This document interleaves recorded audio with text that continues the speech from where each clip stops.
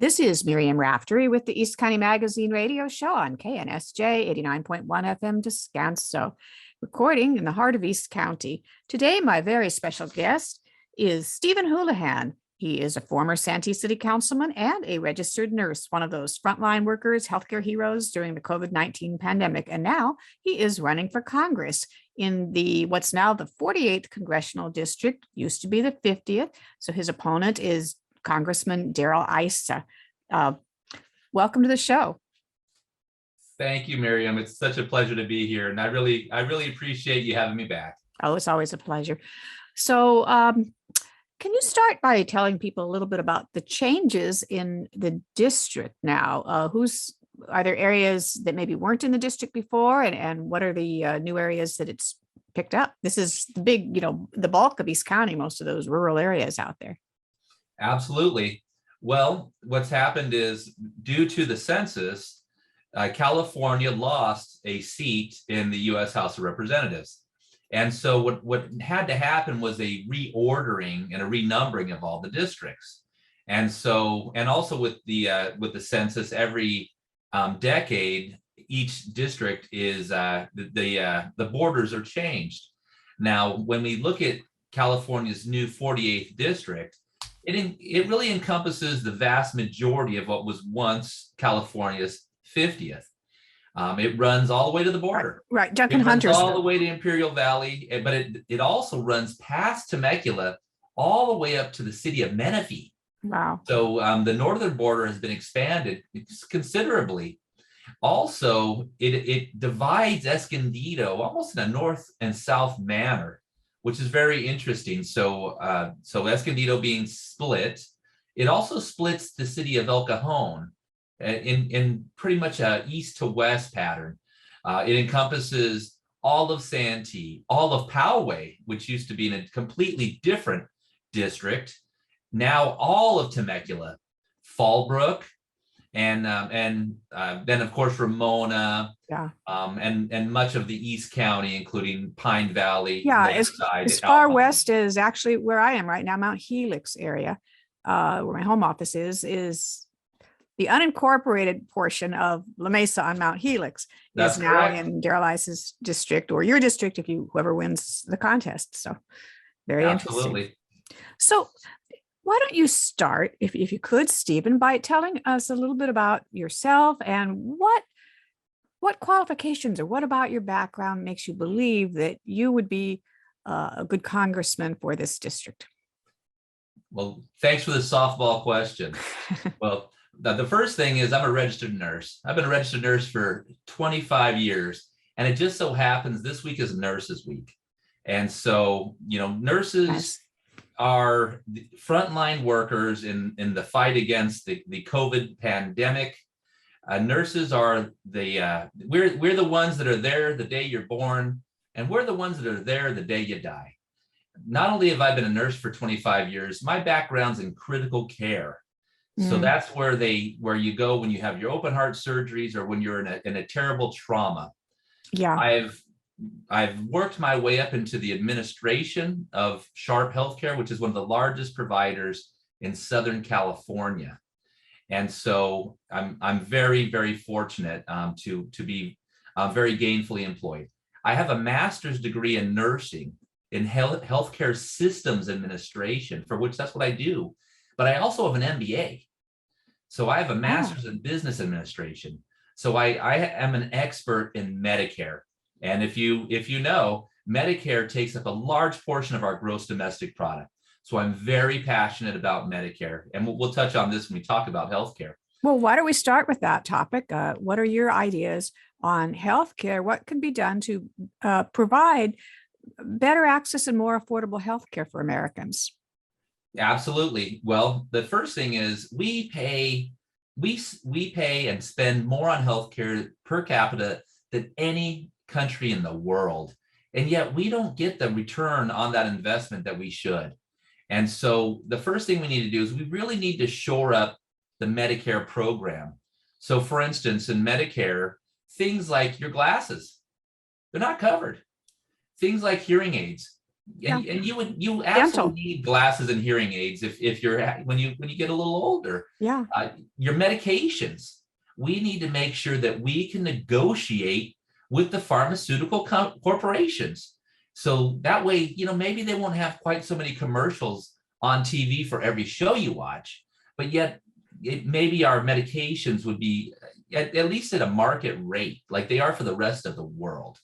Now, the other thing is we need to expand Medicare. Now, many people would want a one-payer system immediately, and some don't want it at all. So I want to do what would be right in the middle. I want to expand Medicare immediately to those 55 and older. Yeah, Because interesting idea. I just qualified for Medicare myself as of last month, but I know the last 10 years, our premiums went through the roof. I couldn't believe, for my husband and I, we were paying more for our healthcare premiums than we were for a mortgage. So I think a lot of people would benefit from that particular idea. absolutely, absolutely. And the other thing is the deferred care. So a lot of people, when you get up to 55 to 65, it costs so much for care, they defer the care. That's So true. and then what happens is when you finally do hit 65 and you qualify for Medicare, you have to have that huge surgery. Then you have to have that bypass surgery. Then your diabetes is out of control. All of the things that could have been dealt with through preventative medicine would have been much better dealt with between 55 and 65. So again, an immediate expansion to those. And again, it would be optional. You can qualify. And if you want into Medicare at 55. Also, when you retire, if you decide to retire before your 65th birthday, your COBRA costs, and again, COBRA would be the extension of your healthcare, will be astronomically high. So again, let people, if you're ready to retire, you shouldn't have to face massive debt in your healthcare coverage. Now, here's my other proposal. We need to bring forth what I call Medicaid. Every child should be covered. And so it's ridiculous. It's ridiculous that we have, like St. Jude and Shriners always on TV begging for our money. It should be covered. When a child is dying of cancer, it's of no fault of their own. Yeah. Either they were unlucky or there was an environmental aspect. They should be covered and they should get the best possible treatment. Most dollars that go into healthcare are when the beginning of life, when you are born, and at the end of life, when you meet your maker. And so that's why I want to expand immediately Medicaid, cover everyone up to the age of 18 and everyone 55 and up. And then those in the middle, if you can get coverage from your employer, that's great. But then we should still, support things like Medi-Cal and make sure everyone has access to health care, not just health insurance, but to health care. Okay. Let's ask a question from your MBA side there, Stephen. As the economy emerges from the COVID pandemic of the last 2 years and begins, chugging back to life here, we're also seeing, more people getting hired, job shortages, and we're seeing inflation, unfortunately. What would your take be on what steps should be taken to help the economy grow and keep the inflation under control? Or reduce it? Another great question. And I think a lot of people don't really understand what's happening. And so we just understand that inflation is happening and inflation is bad. And everyone's lost for the root causes of such a thing. And so when one goes to business school and one understands business, you actually look into these causes. And so what we need to do to build our way out of this inflationary issue is we need to expand our gross domestic product. And so that means what we need to do is we need to have the supply of all of the things that we need so that the demand isn't so high on it that it costs more money. And so right now, everyone talks about fuel. And of course, fuel is very, very expensive, understood. And so what we need to do is we need to create competition. Competition will drive down costs.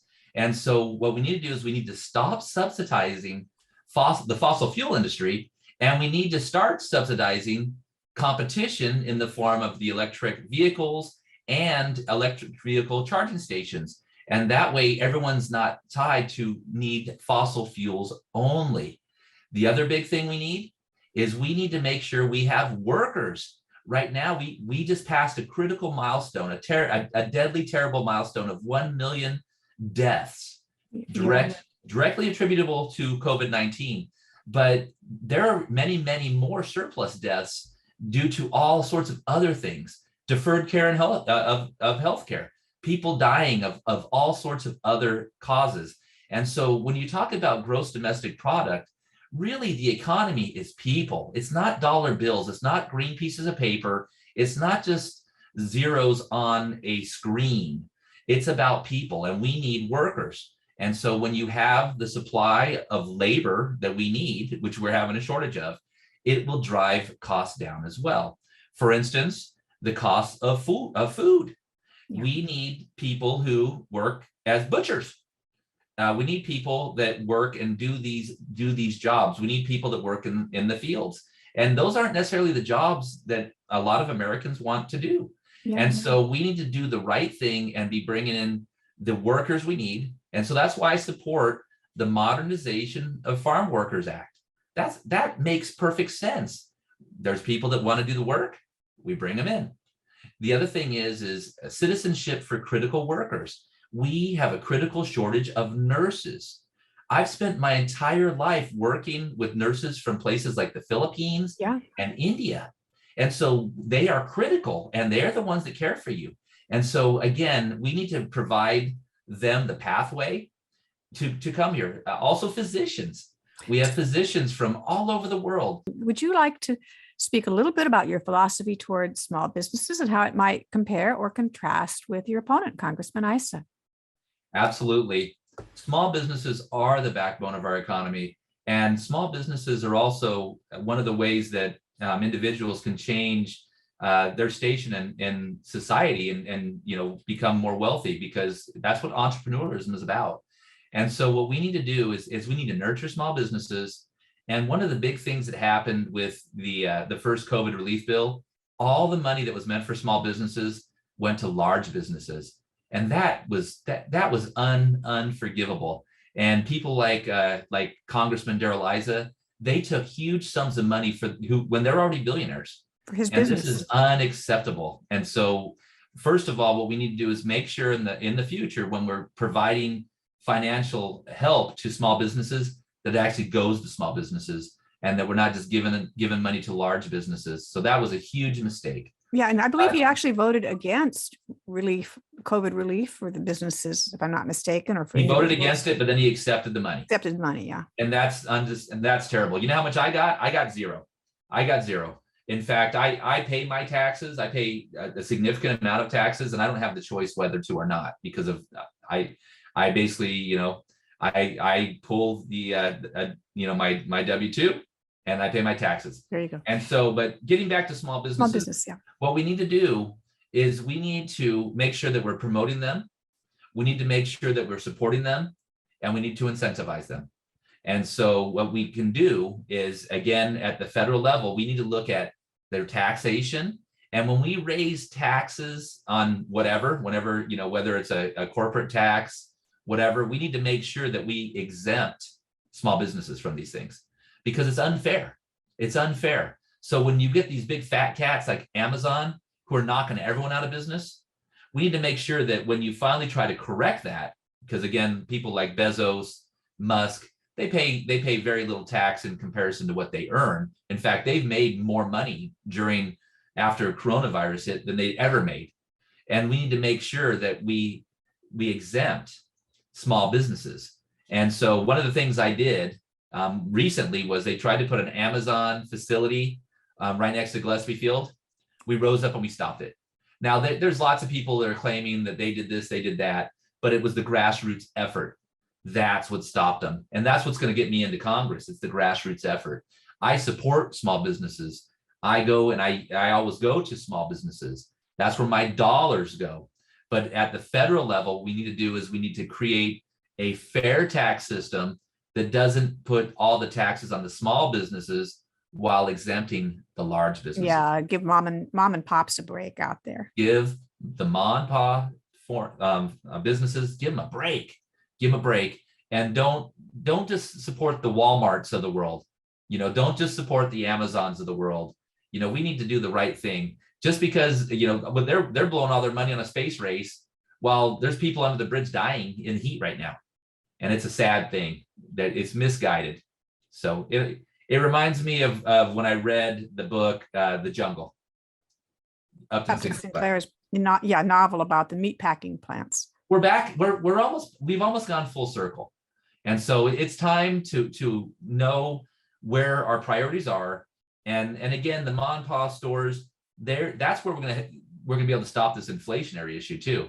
Because when you create monopolies like Issa does, because that's what he's known for, he is the Viper monopoly guy. He knocks everyone out of business. For his car alarm business. For his car alarm business. So that's all he does. He is the monopoly maker. He doesn't support small businesses. He supports big businesses and the creation of monopolies. I support small businesses. I support mom and pop stores.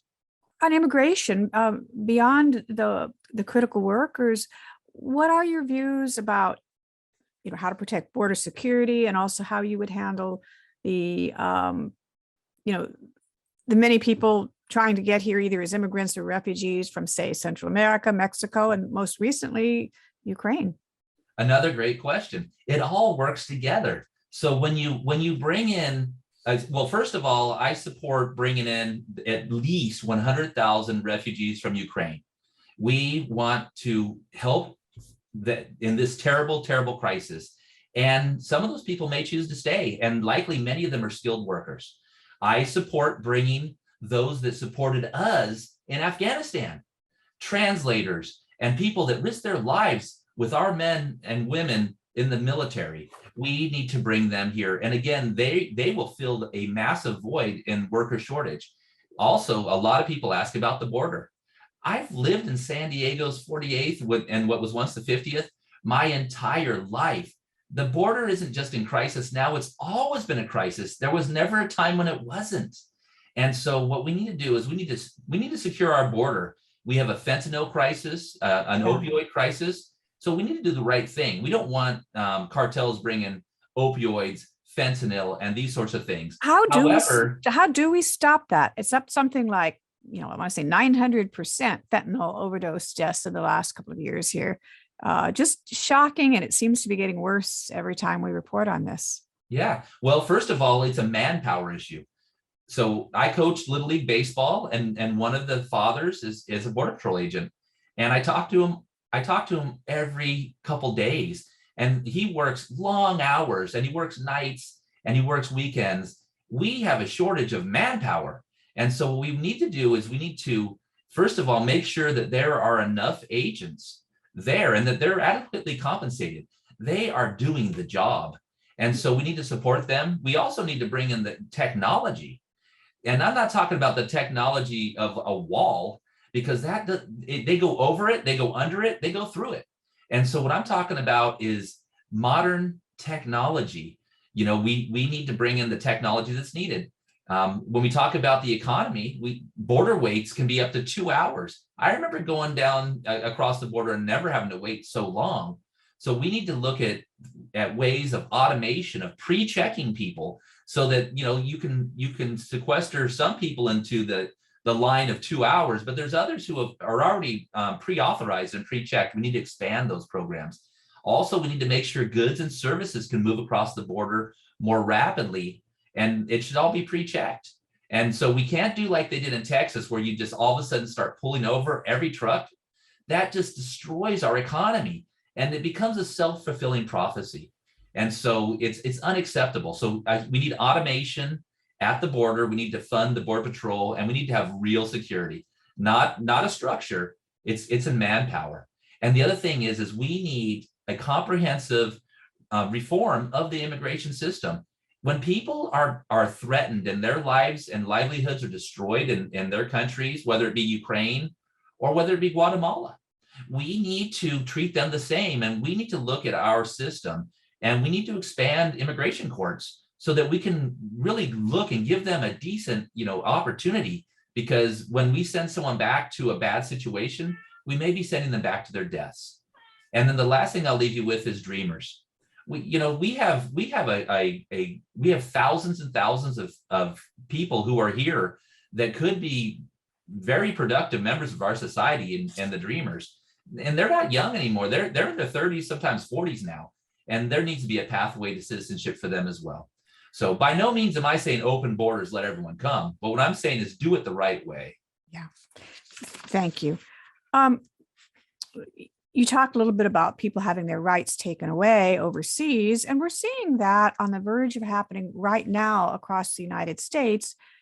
Once this Supreme Court ruling comes out that was leaked, unless it's changed, it would completely overturn Roe versus Wade and eliminate abortion rights, even when a woman's life is in danger, even when there's rape or incest, many others, as well as every other circumstance.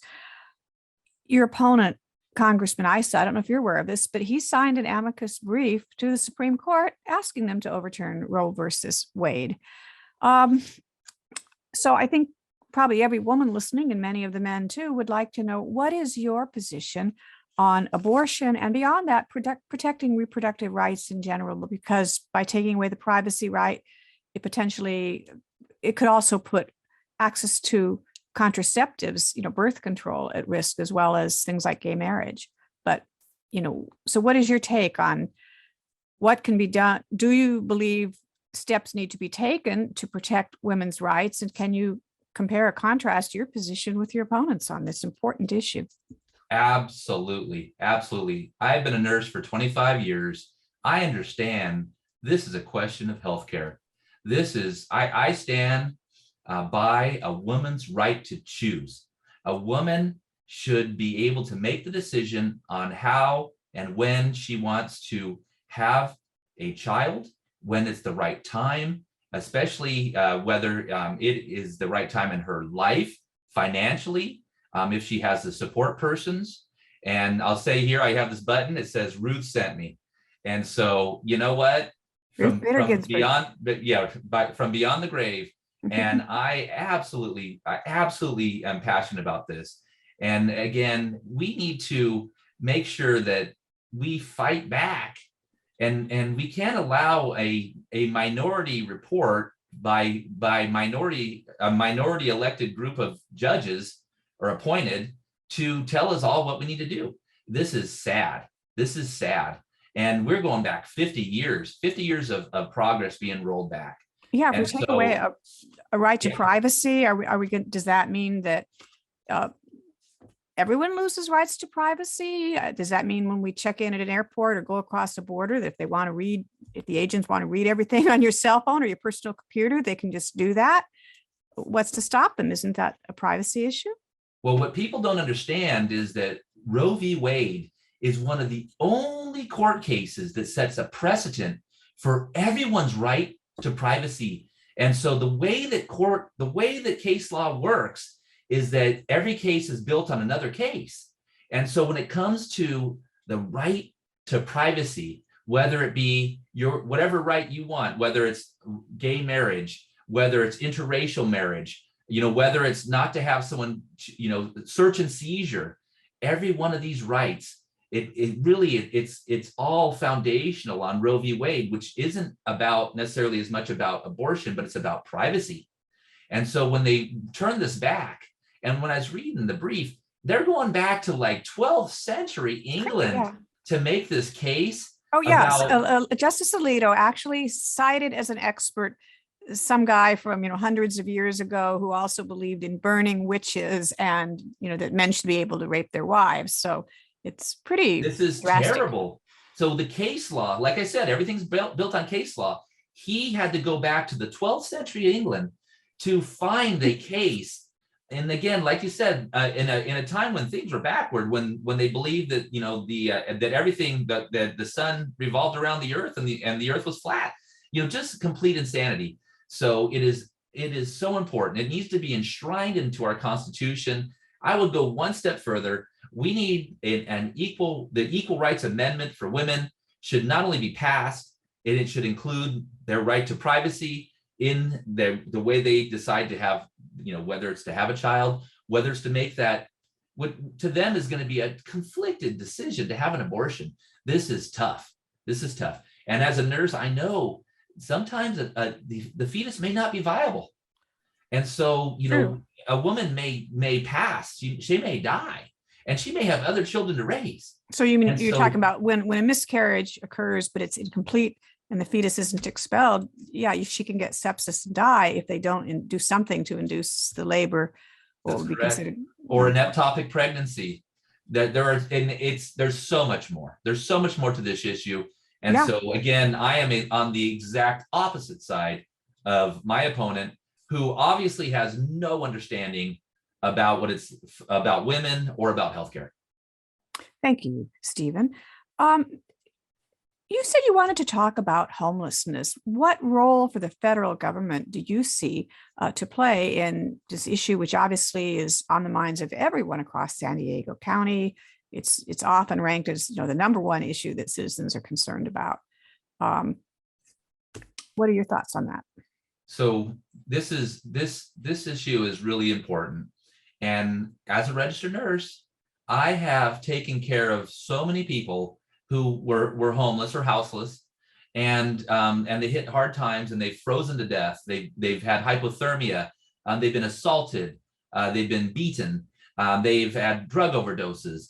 They need services, and it shouldn't be. Why would we wait until they have to get the most expensive services possible in a hospital? Why would we wait? So we need to have forward thinking, and we need to start addressing the root causes of homelessness before it gets so critical. And that isn't being addressed in San Diego by building $1 million homes out into our wilderness. We need real solutions. And so just building isn't going to do it. We have to build the right infrastructure for them. And that means things like drug treatment. We need to be proactive and make this service. It should actually be available to all. And there's such a stigma. We need to overcome the stigma, because what happens is it's looked at as a moral shortcoming when it's really it's a healthcare issue. Yeah, same with mental health care is another one that, why is it so hard to get coverage or to get access to mental health care for so many people? That's the second piece.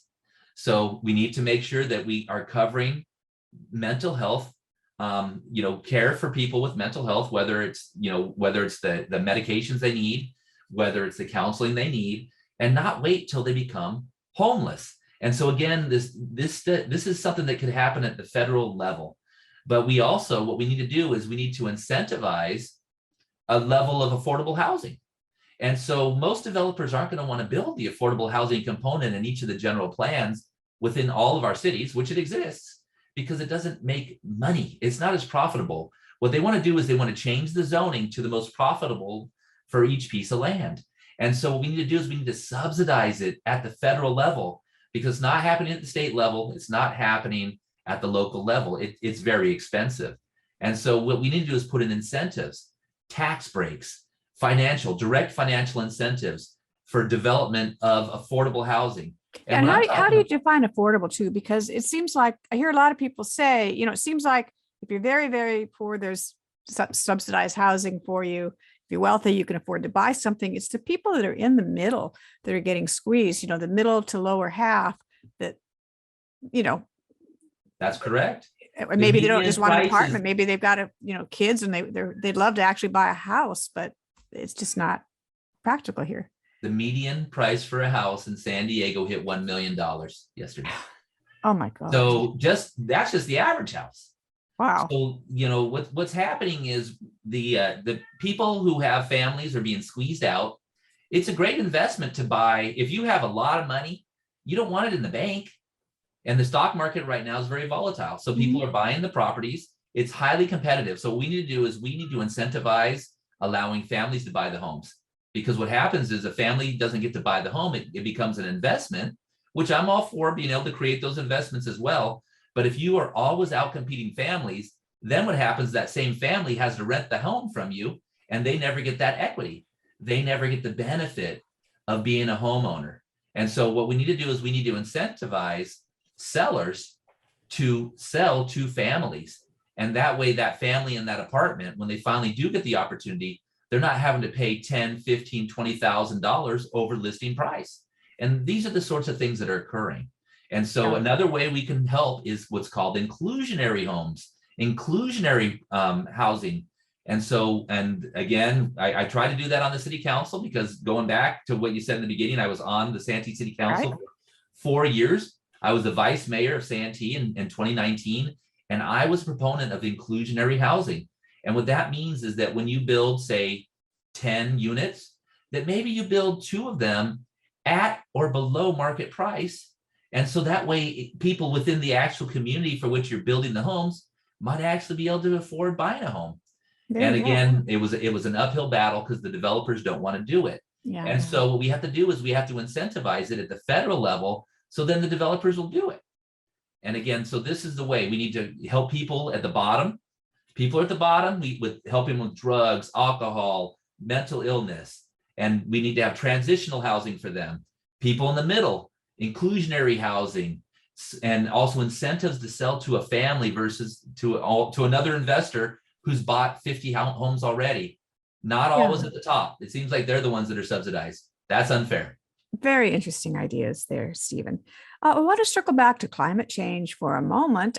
Something in your plan on your website caught my eye that it seems like would also help address the wildfire danger. So I was going to ask you about, your plans for making us safer from fires, but tell us a little bit about, whatever else you have in mind for that, but also your ideas for undergrounding power lines in East County. Talk about a no-brainer. Now, for me, I am the president of Save Mission Trails. A decade ago, I led the battle to stop a power plant, the fossil burning power plant from being built at Mission Trails, and everyone agreed. Democrats, Republicans, no party preference. We all knew we didn't want a power plant within our park. Fast forward about 6 years, and they wanted to put a gas pipeline down the 15 corridor, which would have gone right through what's now the 48th. Yeah, you were out there leading the charge against those projects. I remember that. Again. And so this is my thing, is making sure that the ratepayer isn't the one footing the bill. And what happens when there's a big fire and Sempra Energy, even if they are fined, it's always passed on to the ratepayers. Yeah. It always is passed on to the ratepayer. Our grid is antiquated and outdated. It's one of our greatest liabilities right now, especially the cyber attack. And so one of the things we need to do immediately is we need to upgrade our grid. And one of the things that we could do immediately is undergrounding our power lines, especially in the backcountry of the East County, especially in California's 48th. And it needs to come from the federal level. And we need to take money and get money from the infrastructure bill that was passed. And we need to start doing it now. We just had a fire up in Crest right now. They're fighting it now. Homes up in Laguna Niguel burned within minutes. And this is incredibly dangerous. These are $1 million homes that were built fireproof. There is no fireproof, fire resistant. As soon as one goes up, they all go up. Yeah, no, I've interviewed the fire chiefs about that when we did a 10-year special on the Cedar Fire, and every one of them said it isn't a question of if we'll have another major wildfire, it's when. There's been a lot of improvements made, but it can't really prevent it from happening. 90+% of all fires are started by man. And it may not be a kid out there playing with matches like, we saw with, with Smokey the Bear. It's man-made from our power lines, which start to spark in the hottest times of the year as they're going over dry brush. And so they need to be undergrounded. That's the first thing. But what we also need to do is we need to incentivize using renewable energy so that we're not creating this terrible loop of climate crisis. Quick question on go ahead. Oh, I was just gonna say a quick side question on that is I know a lot of my residents in the very rural areas in places like Boulevard and Campo some of them have voiced concerns about the wind turbines. A lot of people don't know each one has about 1,000 gallons of flammable lubricating oil. But, I keep asking the question of what happens if you have a monster wildfire fueled by 100-mile-an-hour winds like we had in 2007. And that hits those turbines. Aren't they all going to go boom and start falling over? And they never have an answer for it, really. But there's a portion of East County, a small portion of it, that's located in what's considered the very highest fire danger risk area of any place in the country. The last time I checked, should there be some federal guidelines maybe on the siting of these things so that if you're in such a high fire risk area, maybe they should be able to consider some other source of energy for that area, whether it's solar or something else, and cite the wind in windy areas that aren't high fire dangers. I think you were reading my mind, because that was exactly what I wanted to bring up. Is we don't need to put all of the renewables out in the desert and up in the East County. What we need to do is it needs to be distributed. And so if what we've been doing here, I know we've been leading the charge here in Santee of putting solar on rooftops. And this isn't a partisan issue. All the schools have been transitioned to solar. Mission Trails Regional Park, when I was on the Mission Trails Task Force. And now they have the battery. Now they have the battery storage for night, Absolutely. Which is why you used to say you had to have wind, but now there is an alternative. You use battery backup, and so we can do this. But but the thing is, they want to go out to like Cucumba and surround a whole town with it. Yeah. But that's because they could. That's because the big industries, they can make money that way. That's not the way to do it. And the same thing with the turbines. They put them so far away that if everything happens, they'll burn up. And so what we need to do is we need to actually have the renewables near the location for which they need the power. And that way you don't have all these power lines that are burning up and lighting us on fire. Because all these fires, the vast majority are caused by the power lines. Yeah, that's power line in the wind. True. Some of the worst ones here, including the 2007 firestorm in San Diego, the Witch Creek, fire was blamed by the state regulators on power lines. Absolutely correct. Absolutely. So there's so much that can be done. And in the meantime, it's a safety issue. Right now, we have a war in Ukraine, and then Russia's not very happy with us. And what do? They do cyber attacks. True. They do cyber attacks, and they're aiming at our grid. And if they can knock down enough substations, they can cause a cascade to knock it all out. And so we need microgrids. We need to do the right thing. And so when there's areas where you can use geothermal, you need to create microgrids.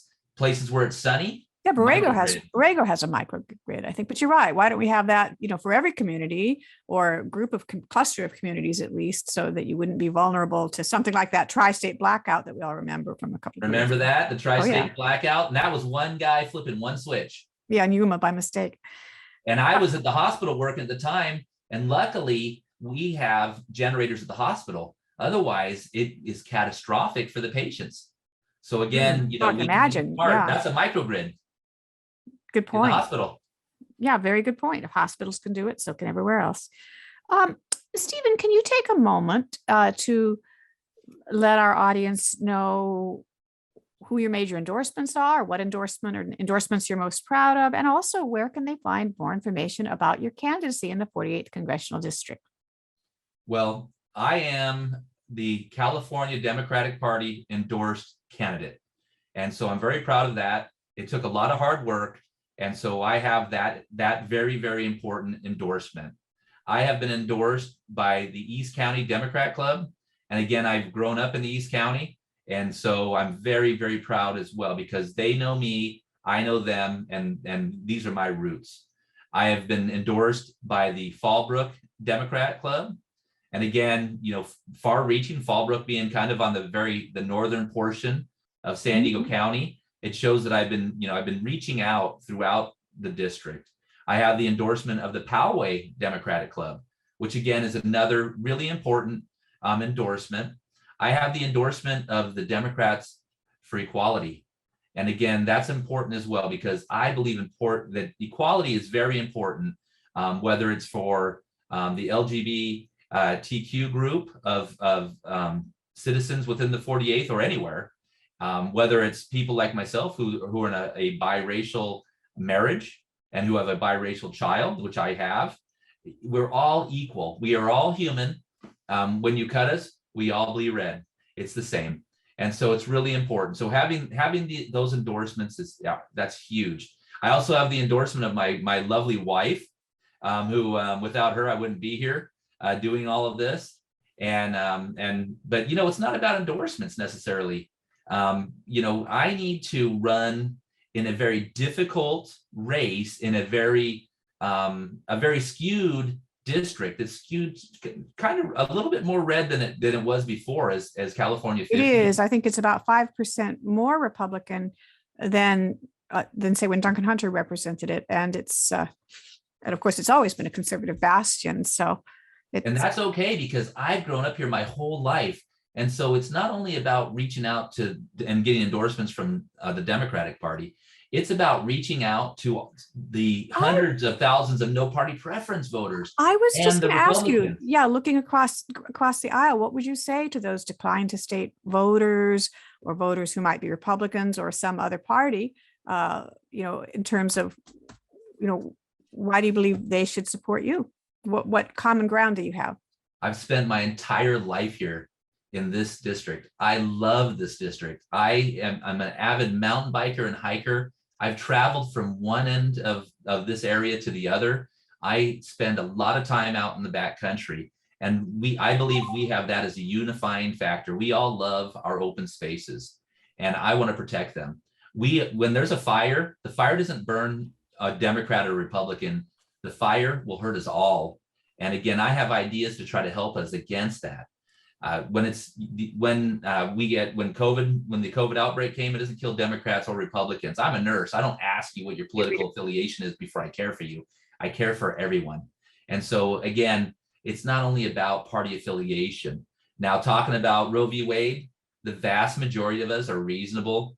And I believe whether you're a Republican, no party, or Democrat, the vast majority would like to have the right to privacy and disagree with this. And that's a huge catalyst for my campaign. And also for those, when you do choose to have a child, we should be supporting you as well. So we should pull you out of poverty with things like the child tax break. Why would we allow 5 million children to go back into poverty after we were pulling them out? Yeah, I believe these things make sense. Congressman Issa had voted against that, if I recall correctly. He voted against everything. He voted against children. He voted against anybody here who's listening getting a COVID bailout when you got your $1,400. That's right. But he took $400,000 for his real estate business. What is that about? He voted against capping insulin at $25 a vial. He voted against coverage of veterans who get cancer from burn pits. Oh my He gosh. voted against everything. I mean, he does not represent us. I represent California 48. I love California 48. I probably cared for so many of your family members you wouldn't even know. You probably met me and you don't remember. And so, please give me the chance. Go to my website. It's electhoulahan.com. So easy. Elect Houlahan, HOULAHAN, or if you prefer, follow me on Twitter at electhoulahan, or find me on Facebook at electhoulahan, or if you're one of those youngsters and you're about Instagram, you can find me at electhoulahan. And for the baby boomers out there that don't do electronics, just remember MASH, Nurse Houlahan, vote Houlahan. Let's take back the 48th. We haven't had representation for like 20 years. It's been terrible for us. It's not about political ideologies. It's about doing the right thing. And that's what I'm going to do for you when I get in Congress. Very good. Well, thank you very much for taking the time, Stephen Houlahan, to join us today on the East County Magazine radio show on KNSJ 89.1 FM Descanso, the Network for Social Justice. My pleasure. My pleasure. Thank you.